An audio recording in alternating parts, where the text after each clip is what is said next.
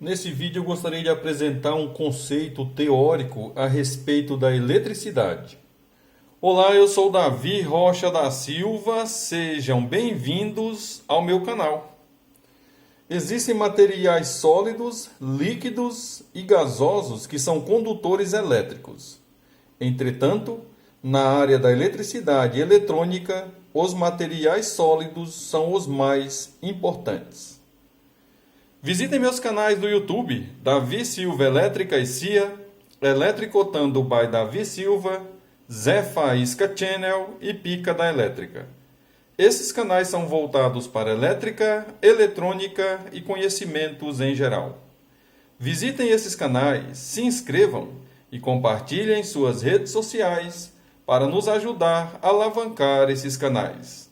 E quando você entrar, por gentileza, dê um joinha para nos incentivar a cada dia postar vídeos mais legais. As cargas elétricas que se movimentam no interior dos materiais sólidos são os elétrons livres. Podemos observar que essas duas figuras aqui, demonstrando a DDP, por exemplo, essa aqui, ó, sem a DDP. O que é DDP? É diferencial de potencial. Ou seja, aqui o fio está sem energização, tá? O fio não foi ligado. Com a DDP, com a diferença de potencial aplicada, ou com a diferença de potencial no fio.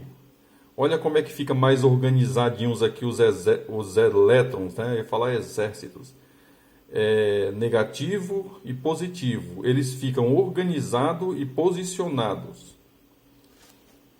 Podemos observar aqui, os elétrons livres se movimentam ordenadamente e formam a corrente elétrica. O que faz um material sólido ser condutor de eletricidade é a intensidade de atração entre o núcleo e os elétrons livres. Assim, quanto menor for a atração, maior será a capacidade de deixar fluir a corrente elétrica. Visitem meus canais do YouTube. Eu já tenho várias avaliações da eletricidade, ou prova da eletricidade, ou exercícios da eletricidade resolvidos nos meus canais do YouTube.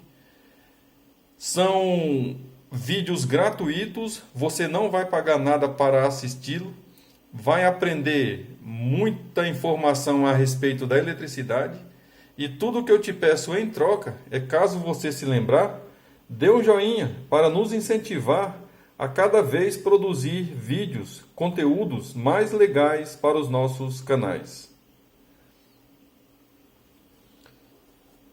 Os materiais são excelentes condutores de corrente elétrica, os metais, né? Porque os elétrons das últimas camadas da eletrosfera, elétrons de valência, estão fracamente ligados ao núcleo do átomo.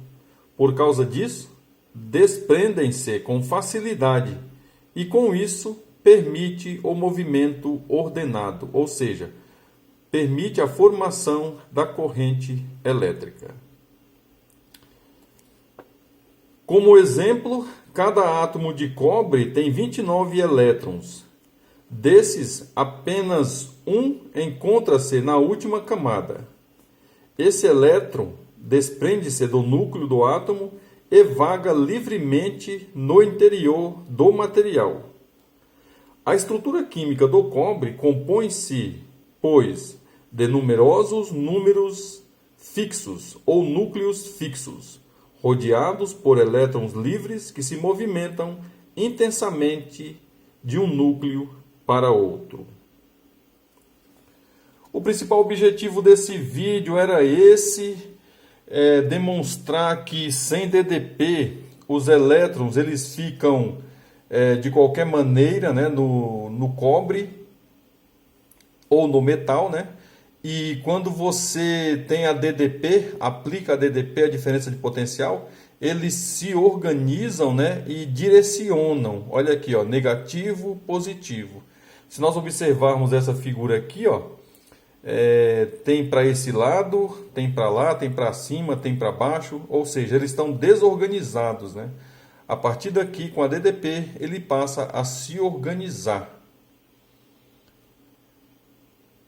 Precisa ficar bem clara essa informação, que as cargas elétricas se movimentam no interior dos materiais sólidos, são os elétrons livres, né? Dentro do cobre, por exemplo, quais que se movimentam? São os que estão livres.